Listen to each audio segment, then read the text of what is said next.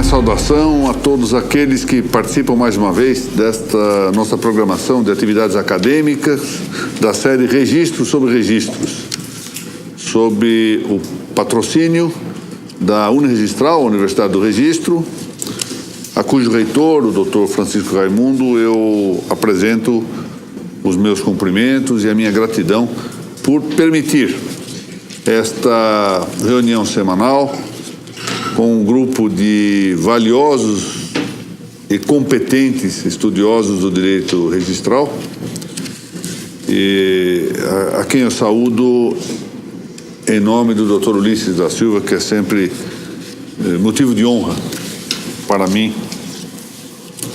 esta divisão de mesa. Hoje nós vamos examinar o texto do registro sobre o registro número 56, tratando da 15ª parte do princípio da legalidade. Já foram escritos 75 textos, penso que em mais 2 terminamos o princípio da legalidade, e com isso encerramos o 2º tomo do livro Registro sobre Registros. Eu observo que o primeiro tomo já saiu fisicamente. Eu não tenho sequer comigo um exemplar.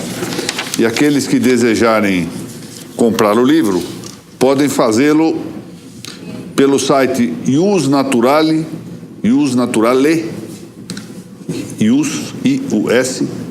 tudo junto depois, naturale.com.br. Esse livro foi lançado já em Belém do Pará, Santa Maria do Belém do Pará, no sábado, em que eu estive participando ali de um interessante seminário e recebido principescamente pelos belenenses. Eu quero testemunhar aqui o meu melhor agradecimento por essa forma tão hospitaleira com que ali me receberam. Deve também ser lançado em Curitiba, na sexta-feira. Hoje à noite, na Apamages, aqui na Associação dos Magistrados, presidida pelo meu querido amigo, desembargador Ocildo de Lima Júnior. E também no sábado, próximo dia 21 de outubro, quando se realizará o 3º Congresso de Direito Notarial e Registros Públicos, que é uma promoção da Ordem dos Advogados do Brasil, em particular da Comissão de Direito Notarial e Registros Públicos da secção paulistana da Ordem dos Advogados, cujo presidente dessa comissão é o Dr. Marcos Vinícius Kikunaga, e que aqui se faz representar, entre outros que seguramente participam também dessa comissão, pelo estimado Dr. Mauro Antônio Rocha. Esse será um evento importante, mais um evento importante, promovido por esta comissão e pela OAB local, e lá vamos também fazer o lançamento do livro. Vai ser no Teatro CIE, na Rua Tabapuã, 445, aqui no Itaim Bibi, a partir das 8h15, com credenciamento, 8h15 da madrugada, com credenciamento lá. Bom, ao final da nossa exposição, vamos sortear 2 livros. Primeiro, mais uma vez, um exemplar do Etienne Gilson, Introdução às Artes do Belo, que está para os que compartilharem a nossa exposição publicamente ao largo de seu proferimento. É um livro interessante, porque nós nos dediquemos agora a entender o que é a arte do belo, especialmente num tempo em que desaparece até mesmo a noção de arte, confundida com liberdade negativa, pelo que temos visto. Vale a pena este livro. E para aqueles que estejam inscritos na nossa base do EAD da Uniregistral, inscrição gratuita, e que tenham assistido pelo menos a 2 das nossas aulas. Dá tempo hoje 2 das aulas, doutora Brazier? Dá. Esta maravilhosa obra do meu amigo e filósofo, professor Carlos Noguet, A Suma Gramatical da Língua Portuguesa, que é um livro que já está esgotado, ou seja, só se encontra na estante virtual e aqui na Uniregistral, no nosso sorteio. Aliás, é interessante falar sobre estante virtual, contar um episódio antes da leitura aqui. No meu gabinete tem recebido telefonema de gente que, quando não acha livro meu, liga para lá para ver se nós estamos vendendo por lá. O gabinete não vende livro, não. O gabinete é um gabinete de trabalho judiciário. Mas, enfim, Você abrir a lojinha. Aliás, como o Registro Civil está abrindo uma lojinha agora, de poupa tempo, drugstore, fazer também o gabinete virar uma espécie de ofício da cidadania, né? Quando o senhor consegue o estoque desse livro? Desse livro? Eu consegui, eu fui diretamente na editora Realizações e lá pedi. Como acontece que o professor Noguet honrou-me, uma honra imerecida para mim, de ser eu o prefaciador desse livro, eu tenho uma certa entrada lá nas Realizações, me tratam com uma certa consideração, aí eu obtive uma cota extra lá, que acho que eles estavam guardando, e a Uniregistral foi lá e abocanhou tudo isso. Bom, vamos lá. Nós estamos tratando da qualificação registral. E já esta aula é um desenvolvimento das duas aulas anteriores, das quais eu tive de excusar-me por ter de tratar desse tema pela via eletrônica, e um tema complicado, especialmente para quem queira se dedicar à parte prática. Não é inteiramente nosso objetivo. Eu não quero distanciar-me de uma certa utilidade, da busca de eficácia, de eficiência no trabalho, longe de mim. Mas a nossa função aqui é teorizar sobre isso e não simplesmente fazer formulários ou estabelecer uma espécie de um manual de como fazer. Ou seja, estamos aqui na linha de uma teorização do prático e, portanto, temos de enfrentar alguns temas um tanto complicados. Esse tema da aula de hoje vai um tanto nessa linha, mas parece-me já um pouco mais claro, o objeto um tanto mais adequado do que para o nosso intelecto, do que o tratado nas duas aulas anteriores. Então vamos lá. Como estamos aqui seguindo na nossa posição, a qualificação registral, sem prejuízo de que tenha também o sentido analógico, de procedimento, é, antes de tudo, ou seja, de maneira própria, um juízo da razão prática. Já sabem, a razão divide-se em suas funções, é uma só razão. O que nós chamamos de inteligência ou razão, ou entendimento, é uma só potência. Ela se divide quanto às suas funções. Então, ela pode ser, numa das suas divisões, razão especulativa ou teórica, aquela que trabalha com um objeto já terminado, acabado, ou seja, consiste exclusivamente em apreendê-lo cognoscitivamente para dar por encerrada a função do intelecto ou razão especulativa, e a razão prática, que se dirige a um operável, a um opus, a algo que vai além do já terminado, do já acabado. Vamos ver, por exemplo, uma questão específica de exercício da razão prática, exatamente da arte em sentido amplo. Por exemplo, a arte de um carpinteiro, ou a arte de um marceneiro que fez esta nossa mesa. Ou seja, a razão prática dele se dirige a produzir, no nosso caso, neste exemplo, um artefato, uma obra externa. A razão especulativa consiste simplesmente em conhecer, ponto e basta. A razão prática se dirige a conhecer para um operável, seja esse operável transeunte, transcendente, como se faz no artefato, seja um operável imanente, interno, como é próprio, por exemplo, da prudência. Pois muito bem, a qualificação registral é um juízo da razão prática do registrador acerca da justiça de um ato singular de inscrição de um título. É isto que faz a qualificação. Ou seja, o registrador julga, por meio da qualificação registral, ele faz isso, julga, com sua razão prática, se um ato, chamemos-lo assim, se um título pode ser registrado. Ou seja, se esse ato singular do registro do título corresponde ou não à justiça. Vista a justiça aqui, sob o aspecto mais restrito da segurança jurídica, um tanto diferente daquilo que faz um juízo jurisdicional, que tem uma amplitude maior, que pode corrigir certas deficiências singulares do ato, para praticar um ato justo. Então, o que faz um juiz, por exemplo, ao julgar uma ação de despejo? Ele vai verificar se quem está pedindo despejo quer um ato justo, se é devido praticar esse ato. O registrador faz a mesma coisa. Ele julga se o registro dessa compra e venda corresponde a um ato de justiça ou não. Isto é justo fazer ou não? Só que esse justo para o registrador chama-se segurança jurídica. Precisa ter um recorte um pouco mais específico sobre o qual já andamos dizendo alguma coisa. É só isso.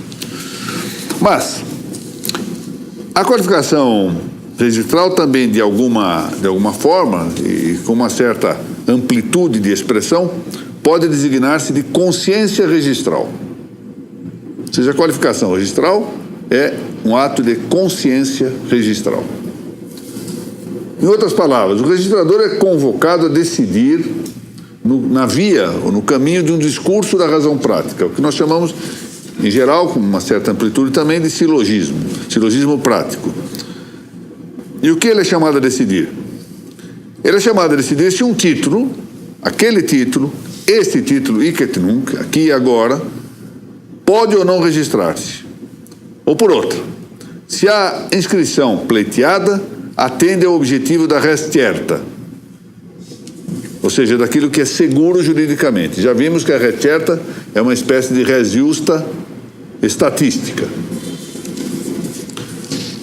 A experiência diária põe de manifesto que essa qualificação, é dizer, essa consciência registral, tal a chamamos há pouco, é deficiente algumas vezes. Não se trata aqui só nem principalmente dos casos em que o juízo de qualificação se revê e altera em instância posterior. Porque sua reforma não significa um automático acerto do segundo julgamento. De fato, nós precisamos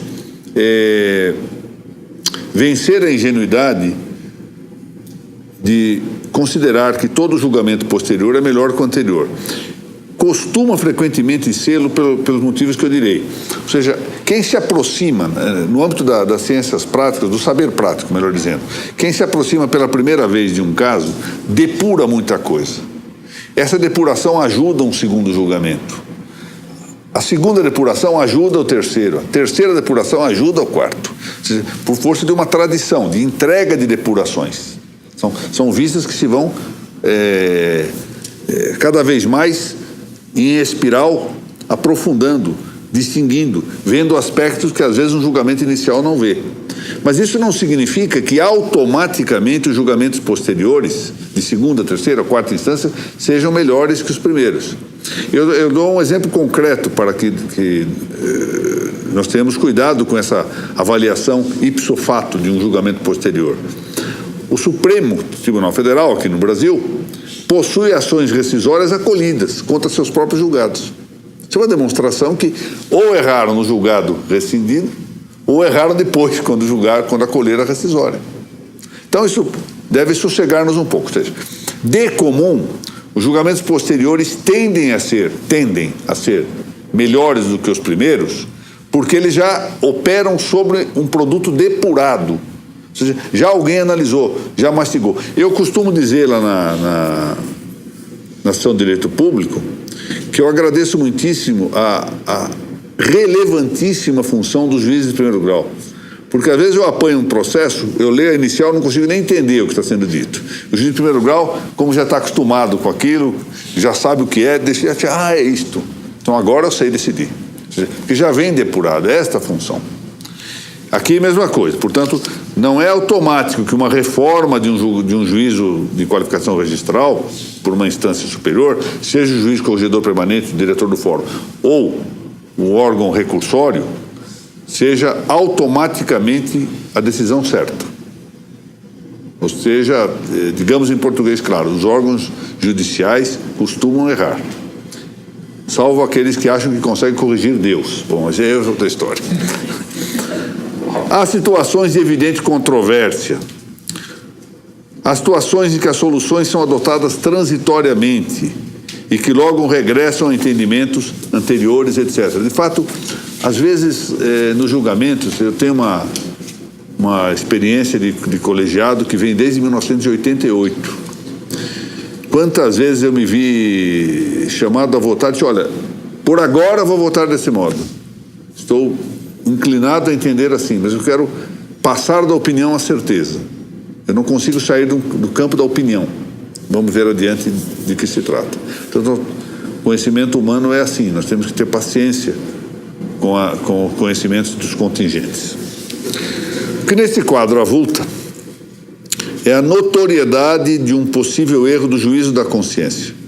De maneira que, ao lado da análise da divisão dos estados da consciência, saber consciência verdadeira, consciência falsa, consciência reta ou culpável, consciência certa, consciência duvidosa, consciência perplexa, etc., é também preciso considerar o papel normativo da consciência registral, até para demarcar adequadamente a atuação razoável do poder de disciplina.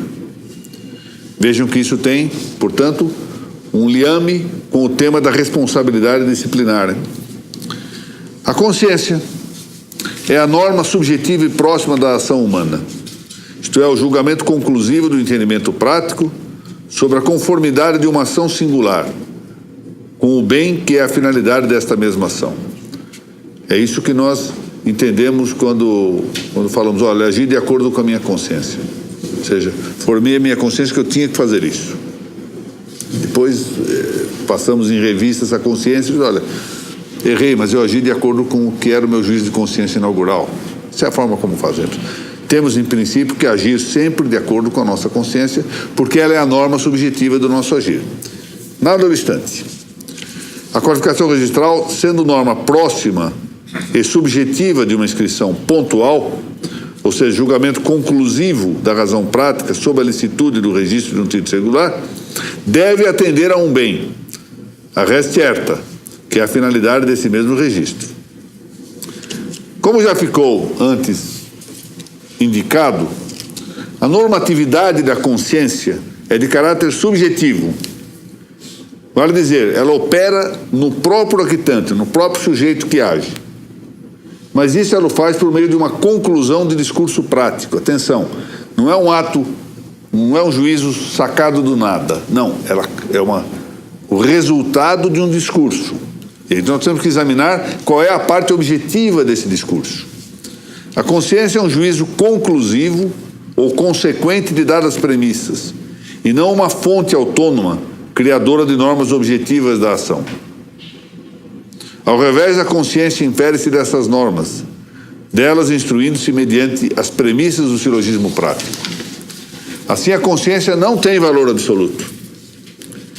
E embora seja um juízo de discernimento do bem e do mal concretos, do justo e do injusto pontuais, do lícito e do ilícito singulares, ela não decide isto por si só, senão que o decide por intermédio do recrutamento de normas objetivas, ou seja, como resultado de normas objetivas. Do contrário, bastaria que se alguém dissesse, está formada a minha consciência de qualquer modo, isto passa a ser lícito. É interessante a discussão que se estabeleceu, parece-me caber aqui este pequeno excurso, pequeno parêntese, logo após a Segunda Guerra Mundial. Como sabem, foi instalado um tribunal para julgar os crimes dos vencidos. Os crimes dos vitoriosos ficaram à margem de discussão. Os crimes dos vencidos. E o tribunal se pôs diante de uma situação concreta curiosa. Porque como vigorava até então, em boa parte da Europa, com predominância o pensamento normativista, tinha-se diante dos olhos dos julgadores de Nuremberg, Tribunal de Nuremberg, a circunstância de que os alemães haviam agido de acordo com o seu direito posto. Ou seja, as leis alemãs, as leis da barbárie socialista alemã, se haviam estabelecido de acordo com a Constituição. E pois, se adotasse o critério do normativismo, não se podia culpar ninguém daquelas barbáries, estava de acordo com a lei. Mas, então era preciso ver se essas normas objetivas eram válidas, não bastava simplesmente considerar normas determinativas, normas de caráter subjetivo. E eu ainda me lembro que andei estudando esse tema, e há uma frase, aliás, isso se transformou depois num filme muito interessante, em que um coronel médico do exército americano, que fazia parte do tribunal, indaga de um réu, que era também militar, mas do exército alemão e médico, como que eles tinham conseguido chegar àquela barbárie que fizeram, matando, como sabem, judeus, cristãos, crianças, enfim, exterminaram todos aqueles que não eram aliados do nazismo. E o médico alemão confessou, nós aceitamos isso a partir do primeiro momento em que nós toleramos o homicídio de uma criança, o homicídio de um inocente. Naquele momento em que nós praticamos esse primeiro ato, o resto se tornou para nós uma coisa que mostra que a consciência pode ser lamentavelmente distorcida. Lamentavelmente. Bom, sem embargo desse limite, a consciência é também uma norma de ação. Ou seja, é a norma subjetiva e próxima do que se deve agir, e ela, sem dúvida, por ser normativa, obriga o agente. O problema que logo se avista é o de que, como todos o sabemos da experiência rotineira da vida, o juízo da consciência pode ser falso. Seja porque conclua o discurso com incorreção formal, seja porque se ampare em premissa falsa. A premissa maior do silogismo prático, em que se forma a consciência, resume-se ao primeiro princípio do entendimento prático. Bonum est facendum et prosequendum, e malum vitandum, ou seja, deve agir-se o bem e evitar o mal. Essa norma ela implicita-se em todas as nossas condutas. Frequentemente nós não a consideramos com destaque, porque nós sabemos que devemos agir bem, e é quando tendemos um tanto ou somos tentados a agir mal que algo nos agudiza no nosso mecanismo psicológico para dizer, olha, isto aqui é incorreto, não está fazendo bem.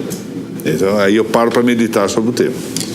No mais, ela é uma norma que se implicita sem necessidade de grande destaque, de sublinhar-se. Esta norma nuclear de agir o bem e evitar o mal é ditada pelo hábito da sindérese. A sindérese é uma expansão do intellectus principiorum, ou seja, da inteligência dos primeiros princípios especulativos. Nós temos uma intuição de certos princípios da ordem prática. Joseph Pieper referiu ao fato de que a sindérese é uma consciência de princípios, ou seja, princípios que são de evidência universal, quod se. Isso quer dizer, todos nós temos a consciência desses princípios. No entendimento especulativo, todos nós intuímos certas coisas. Por exemplo, que o ser é, o não ser não é, que o todo é maior do que a parte, e o que uma coisa não pode ser e deixar de ser ao mesmo tempo sobre o mesmo aspecto. São coisas que todos nós intuímos. Basta ter as luzes da razão para que nós intuamos estes princípios. Eu já contei aqui, penso que é oportuno rememorar, a experiência que se pode fazer, quem tem crianças, netos como eu, ou quem tem filhos pequenos, criança por volta de 3, 4 anos, tente fazer essa brincadeira de pedir à criança, olha, vai lá ver se eu estou no quarto tal. É curioso como as crianças frequentemente vão, mas vão dando risada. Elas vão para brincar, para voltar e dizer, não está não. Mas elas percebem que há algo que choca do ponto de vista lógico e do ponto de vista ontológico também. Porque elas intuem esta realidade de que o ser é, o não ser não é, que uma coisa não pode ser e deixar de ser ao mesmo tempo sobre o mesmo aspecto. E a mesma coisa se passa no plano da sindérese. Às vezes até com um certo desdobramento. Eu já tive a oportunidade de contar aqui também essas histórias que eu acompanhei na minha família. Por exemplo, o egoísmo das crianças em relação aos próprios brinquedos. É preciso ensinar que olha, mas isso é meu, você pode brincar, mas é meu. Ou seja, tem já um certo sentido de apropriação, a ideia da propriedade. E que o furto, ou seja, o não respeito à propriedade alheia, ela corresponde a um vício, a um pecado. Eu contei o meu próprio episódio, eu com 4 anos e pouco, furtava a bala lá em Bauru, onde eu vivia, de um grande tonel. Já tive a oportunidade de contar essa história. E tinha consciência do ilícito, com 3 anos e meio, 4 anos, por aí. Eu vi crianças com 3 anos, uma sobrinha minha, certa vez levou escondido um brinquedo. Ora, se levou escondido é porque sabia que não podia tirar, não é? Então, porque na verdade é o papel da Sindede. Isso não precisa ser ensinado, isso é intuído. Nesta parte não pode dar-se erro algum. Diversamente, quanto às premissas menores desse silogismo prático, compreendendo elas, normas de razão superior. O que são normas de razão superior? São as normas ditadas em vista de bens eternos. São normas eternas, são normas, portanto, que não são temporais. E normas de razão inferior, em que se incluem as leis humanas positivas. As leis humanas positivas são normas de razão inferior. E também as situações particulares, porque não nos esqueçamos de uma coisa: a res justa é uma coisa que está no ato particular.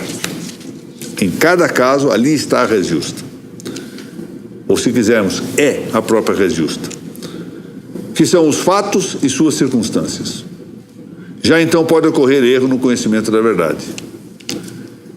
De fato, pode compreender-se mal o significado normativo das leis de razão superior ou inferior. E não é incomum o erro no âmbito do conhecimento intelectivo do fato singular. Com efeito, no âmbito dos casos, por mais se ponha atenção, sempre pode haver algo que passe inadvertido. Além disso, não é de todo raro que se violem as regras formais da argumentação, ou seja, aí estão os paralogismos, sofismas, etc. Assim pode produzir-se o erro da consciência. Queria lembrar uma coisa, um episódio interessantíssimo sobre o qual penso que se oferece uma matéria relevante para a nossa meditação. As tábuas da lei. A segunda tábua diz respeito supõe-se isso, né? Essa é a leitura da tradição, que a segunda tábua da lei dizia respeito aos deveres entre humanos. Então, a partir do 5º mandamento, ali estão elencados. Por que razão? Se essas normas eram tão próximas dos princípios sinderéticos, fazer o bem, evitar o mal, agir o bem, evitar o mal, por que razão foi necessário que se expedisse as tábuas da lei entregando-se a Moisés? Veja que quando Moisés desce com as primeiras pedras da lei, ele as quebra. Lembra desse episódio? Porque estava exatamente praticando o oposto do que da lei. É provável que haja um determinado momento em que a sociedade esteja realmente colocada em risco de perder as inferências imediatas, ou que já não são intuitivas, mas quase intuitivas, por assim dizer, desse primeiro princípio sinderético. Como não matar o próprio semelhante, o inocente, não furtar, ou seja, respeitar a propriedade alheia, etc., não levantar falso testemunho. Então foi necessário, portanto, isso põe à mostra como a consciência efetivamente pode errar e como ela pode mesmo em determinado momento chegar à obnubilação. Ou seja, fica efetivamente embotada. Dentro daquela frase que uma vez já também mencionei aqui, quero crer, vários autores falaram coisa semelhante, mas eu guardei de Paul Bourget, grande autor francês. Quem não vive como pensa, acaba pensando como vive. E se começa a agir mal, acaba dando um jeito de sossegar a própria consciência, ou obscurecê-la ou entorpecê-la para agir mal e justificar a sua má ação. Então, na verdade, a consciência pode falhar efetivamente. Ficou dito que a consciência obriga, mas vimos também que a consciência pode ser verdadeira ou falsa, e, no entanto, obriga em ambos os casos, com uma distinção, todavia. Tratando-se de consciência verdadeira, ela obriga absolutamente, essencialmente. É o que se fala com essa expressão, obrigação simplícita e per se. Ao passo em que, diversamente, a consciência falsa obriga de modo relativo, ou seja, secundum quid et per accidens. Quer dizer, ela obriga enquanto o agente não depõe o erro, de maneira que é uma consciência sub conditione, tal que, deposto o erro, depõe-se também a obrigação de consciência anterior. Olha que coisa notável. Ele está obrigado a seguir a própria consciência enquanto não depõe o erro. No momento em que ele se dá conta de que houve um erro, ele está obrigado a seguir a retificação da consciência, que é um novo juízo de consciência. É por isso. Porque aí ele atinge a consciência verdadeira. Vamos ver aqui uma ilustração. Tício, julgando erroneamente que dada a importância em dinheiro é de sua propriedade, forma consciência em uma situação particular de que deva destinar esse dinheiro à satisfação de uma sua dívida já vencida. Formou-se, pois, um juízo de consciência. Eu tenho que pagar o que eu devo, a doutora Patrícia está me cobrando tal dívida, eu tenho dinheiro, esse dinheiro é meu, eu vou pagar a ela porque eu devo, quero cumprir a minha obrigação. Antes, porém, de realizar esta ação, Tício ou eu, um dos dois, nos damos conta de que o dinheiro não era verdadeiramente, nem dele nem meu. E assim, deposto o erro de fato, como eu sei que o dinheiro não é meu, eu já deponho a consciência, que era falsa, ou seja, eu já não posso manter a obrigação de pagar com aquele dinheiro a dívida que eu tenho em relação à doutora Patrícia. É hipotético isso, doutora Patrícia, não se anime. Portanto, a consciência, neste caso, deixa de ser a norma obrigatória da ação, porque eu depus a falsidade que havia nela. Já com esta pecúnia, Tício não poderá saldar seu débito. Símile pode ser um caso em que o registrador qualifique positivamente um título, do qual antes, porém, de inscrevê-lo, suceda nele descobrir defeitos que não tinham sido precedentemente advertidos. A consciência falsa, deposto o erro, já não obriga. E isso traz um problema interessante. Porque eu digo, não, dá para registrar sim. Imaginemos que quando se faz só para exame e cálculo, isso pode ocorrer. Não, dá para registrar sim, faz o cálculo, etc. Quando se vai registrar, você não posso. E aí, esse tema tem que ser examinado no plano da responsabilidade disciplinar. Porque, o senhor qualificou mal, não, eu não tinha. Estava errado, essa qualificação é um ato livre, é um ato independente, e hoje eu me dou conta de que estava errado. Insistir no erro é que está errado agora. Deve atuar de acordo com a consciência já melhor formada. Nós um dia vamos tratar, se assim for possível, do tema da educação da própria consciência. Como educar melhor a consciência. Porque, na verdade, é a educação da prudência. Excursionemos neste capítulo por uma brevíssima observação que convenha mais diretamente ao caso do juízo de qualificação registral. Muito bem.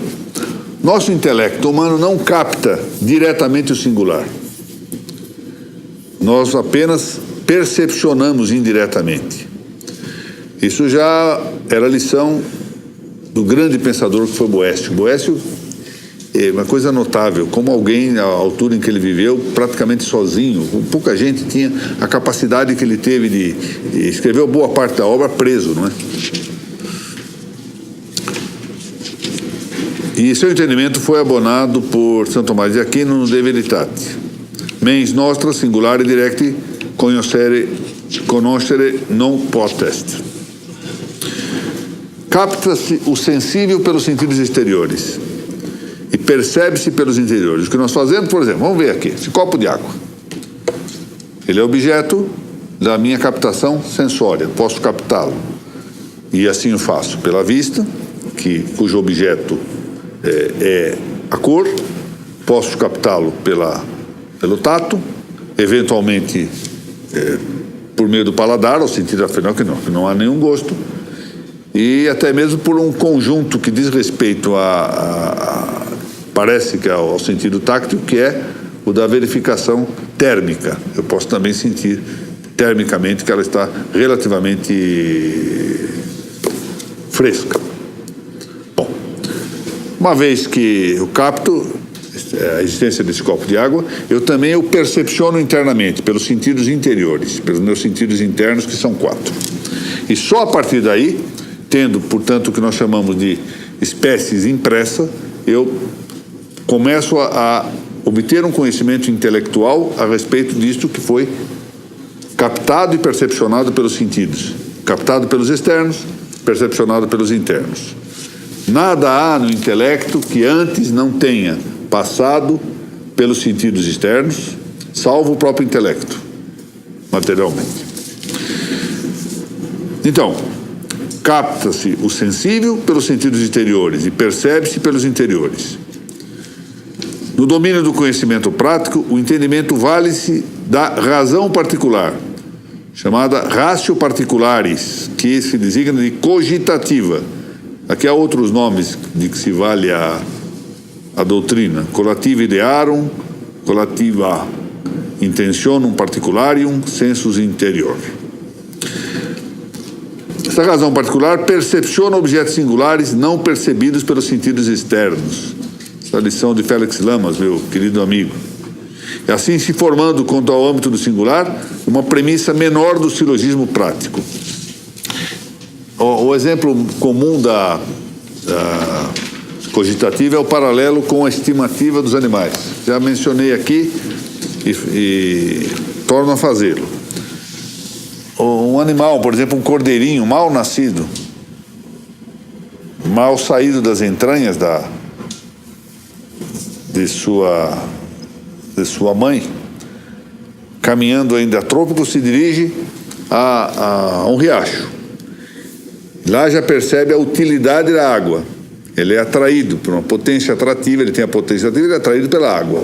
E começa a beber água. Então ele olha e ele vê um lobo. Nada foi ensinado, não tem experiência anterior nenhuma com relação ao lobo.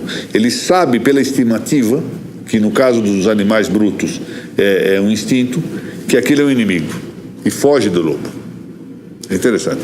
Nós temos algo relativamente parecido com a estimativa dos animais brutos, que é a cogitativa ou razão particular, que descobre intenções particulares. Nós, pela ratio particulares ou cogitativa, nós descobrimos intenções particulares. E o que são intenções particulares? Entende-se essas intenções como valores concretos para a vida, de sorte que a cogitativa propicia ao intelecto conhecer não só a existência, mas também o quid est do singular, ou seja, a essência do titular, aquilo que é útil, o nocivo, o inconveniente do singular. Aqui está uma passagem desse grande pensador italiano contemporâneo, Cornélio Fabro, em seu livro Percezione e Pensiero. Diz ele que pela cogitativa, o intelecto na reflexão pode informar-se não só do anest, ou seja, do que existe, mas também do quid est, ou seja, da essência do singular, do que é o singular. Uma norma de razão inferior, por exemplo, compra e venda regular de imóvel, registra-se, compreende-a o registrador por meio do entendimento. Isto é uma compra e venda regular, é dizer, de acordo com as regras. Mas demanda, entretanto, concurso da cogitativa, cuja função é de secundar o papel da prudência, a qual a cogitativa serve na percepção e discreção da bondade e malícia dos casos particulares oferecidos na experiência. Santiago Ramírez.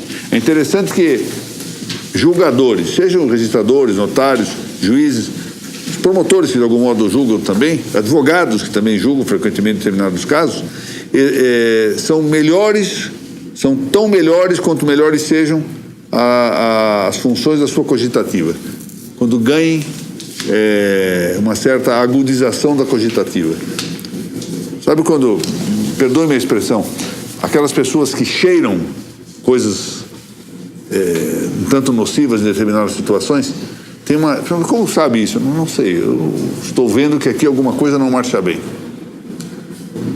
Isso é a cogitativa, que muitas vezes não, é sempre assim, descobre, ou seja, é uma via invenciones exercida pela cogitativa. Ela descobre intenções particulares que não estão à mostra. Algumas pessoas são mais sagazes, outras menos, mas isso também pode ser fruto de experiência, fruto de educação. A cogitativa também ela pode sofrer um certo efeito. Por quê? Porque a cogitativa, no caso humano, ao contrário da estimativa dos animais, não é instintiva. Ela tem uma certa influência do intelecto. Pode haver erro da cogitativa, tanto quanto erro na compreensão do significado normativo das razões superiores ou das inferiores. E ambos levam ao erro do juízo da consciência, que pode resultar ainda de uma incorreção formal argumentativa, a argumentação sofística. Ao lado, pois, de uma consciência verdadeira, ou seja, de um juízo que se encontra adequado à realidade e conformado aos princípios objetivos da moralidade do ato singular objeto, pode haver uma consciência errônea ou falsa. Tira esse objeto aí, por favor. Tá? Tem objetivo e objeto, fica muita coisa. Pode haver uma consciência errônea ou falsa, Vale dizer, um juízo que não coincide com a verdade objetiva. Para mais, a consciência pode ser subjetivamente reta, quando, seja ela verdadeira ou falsa, o agente almeja satisfazer a moralidade, a licitude do ato, segundo lhe dita a razão. O revés da consciência reta é a consciência oblíqua ou viciosa, de quem age contra o ditado de sua razão. Vejam bem, eu acho, por exemplo, aqui uma caneta, e julgo que essa caneta é do doutor Ulisses, e vou lá e vou cumprir retamente a minha obrigação de devolver. Tempo depois descubro que ela não era, doutor Ulisses. Ou seja, a minha consciência foi reta, mas ela era falsa. Ou seja, a minha intenção era reta, de cumprir uma obrigação de devolver ao dono. Mas por que ela era falsa? Porque houve uma má avaliação numa das premissas, a premissa menor, ao identificar essa caneta com um proprietário que não era o proprietário dela. Pode ainda a consciência, ratione assensus, é dizer, em razão do assentimento, ser certa, duvidosa, perplexa, escrupulosa ou laxa. Vamos ver o que é isto. Certa é a consciência firme em seu ditame, em que não há razoável receio de errar. Ou seja, nós temos certeza de algo. Tenho certeza, minha consciência... E, no entanto, pode ser que seja falso. Mas ter certeza significa que eu tenho subjetivamente segurança de que estou certo. Pois vou agir desse modo. E pode, às vezes, apesar dessa certeza, não ser correto. Duvidosa é a do juízo vacilante, que hesita entre razões de peso tido por equivalente, entre agir e não agir em dado caso. O que devo fazer? Devo agir ou não agir? Quantas vezes nos colocamos realmente em dúvida? Não sei bem o que fazer. Tenho razões que sugerem isto, mas razões opostas que sugerem coisa diversa. No juízo de qualificação registral é muito comum ocorrer isso, não é, doutor Você? Não é mesmo isso? Que quantas vezes ocorre? Perplexa é a consciência que julga atuar um mal tanto agindo quanto não agindo. Eu estou perplexo, faço ou não faço, eu vou fazer um mal. Escrupulosa, a que alguma vez de modo obsedante, certo? Pode provocar uma obcecação, efetivamente, em tudo vê problemas e ilicitudes. Ou seja, é aquela consciência de alguém que não consegue dar um passo à frente porque tropeça com pedrinhas. De fato, a palavra escrúpulo vem do latim scrupus, scrupi, que tem o sentido exatamente de pedrinha. Fica colocando 1001 probleminhas e não sai do lugar. São aquelas pessoas que patinam sem decidir o que fazer. E laxa, ou laxista, é a consciência que conclui pela desobriga das normas por motivos menores, desproporcionais, fúteis. Hoje eu não vou à aula porque é capaz de chover. Desobriga de uma consciência... não vou dar aula hoje. O Corinthians vai jogar hoje à noite, estou preocupado, não vou dar aula hoje. É um motivo desproporcional para desobrigar. Eu tenho uma obrigação, essa desobriga só pode ser com um motivo realmente proporcionado. Uma doença muito forte, não é? Ao encerrar esse nosso pequeno capítulo, eu quero referir aqui ao tema do valor da experiência jurídica e ao problema da certeza do singular. Tomemos aqui um exemplo. O de um furto. A polícia surpreende Melville dentro de uma casa alheia. E ele diz que estava ali para contemplar um belo quadro. Nada mais que isso. Todos sabemos, entretanto, por experiência rotineira, que o ingresso em casa alheia contra a vontade do dono, né, in vitro domino, é por si só um indício do que é ordinário nesta invasão. O fim de furtar, o fim de subtrair. Leia-se o que ensinou Carrara. Essa frase do Carrara é magnífica. Carrara foi, segundo meu saudoso amigo desembargador Ítalo Galli, Carrara foi o segundo maior penalista do mundo, só superado por Manzini. Diz Carrara: entre 1000 que entram em casas alheias, estando abertas e escondem-se nelas, ou que se introduzem derrubando portas, escalando janelas ou portando chaves falsas, um apenas haverá que o faça por motivos de amor, de curiosidade ou de espionagem. O caso mais comum e diário é que isto se faça por fins de furto. Daí a inevitável conclusão a que chegou o mestre de Pisa.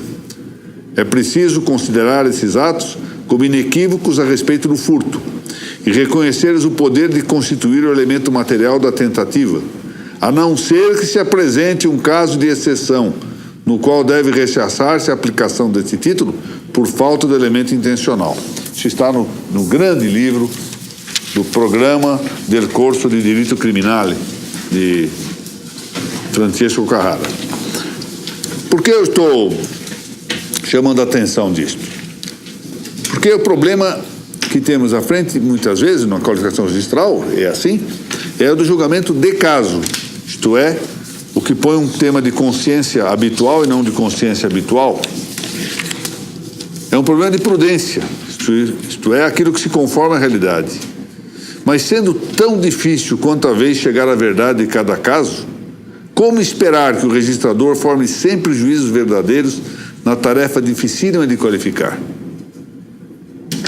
Compreende que esperamos demais de uma atividade humana dialética e que, se tendencialmente os registradores acertam, como nós podemos talvez supor que tendencialmente os juízes acertem, a possibilidade de erro é muito grande. Há muitas dificuldades nessa tarefa. E se eu assinalo as dificuldades dessa tarefa nesse momento, é exatamente para aconselhar que os juízos reprovadores de um eventual equívoco na qualificação registral considerem de perto quão difícil é a tarefa de julgar. Estranha-me frequentemente que sejam exatamente os juízes que estão tão acostumados a conviver com o erro de seus próprios julgados, que são inevitáveis, na verdade, de todo, em absoluto são inevitáveis, sejam eles tão rigorosos com os erros alheios, na mesma matéria dialética. Será que pode ser assim?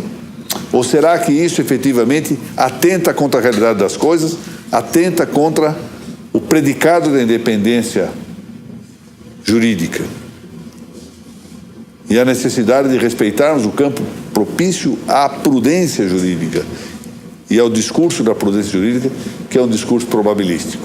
É essa a questão que nesse momento se põe fortemente em destaque no tempo em que se tem afirmado, a meu ver, digo com todo respeito aos que assim entendem, as pessoas, os que assim entendem, que se tem afirmado a responsabilização objetiva dos registradores e notários.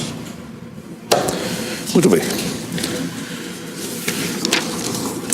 Reiterando que, enquanto a doutora Graziella, desse competente setor administrativo aqui da Uniregistral, prepara o sorteio do nosso livro, de Etienne Gilson, e do livro do Carlos Noguet, reitero que no dia 21 de outubro agora haverá o 3º Congresso de Direito Notarial e Registros Públicos aqui em São Paulo, promovido pela Comissão de Direito Notarial e Registros Públicos da OAB Paulista,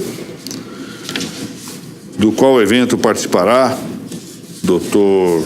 Mauro Antônio Rocha, aqui presente, o Dr. Josué Modesto Passos, meu estimado amigo também, que é meu juiz assessor da Ação de Direito Público, professor Everaldo Augusto Kambler, entre outras autoridades aqui de grande nome, não é?